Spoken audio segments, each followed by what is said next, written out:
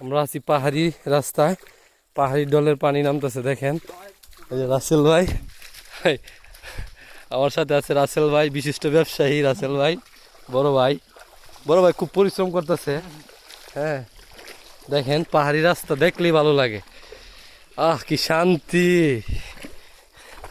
শান্তি রে। আমার নানা আছে সামনে। নানা, এই যে পানিতে হাঁটতে যেতেছি আপনার বাসায়, পাহাড়ি বাসায়, এই বাসায় বলেন কিছু, বলেন বলেন, বোঝার দরকার নাই, একটু জোরে বলেন, বলেন বলেন। হ্যাঁ ও আচ্ছা আচ্ছা। না বুঝিলে তাই ওকে খালি বুঝাও যে পাঁচ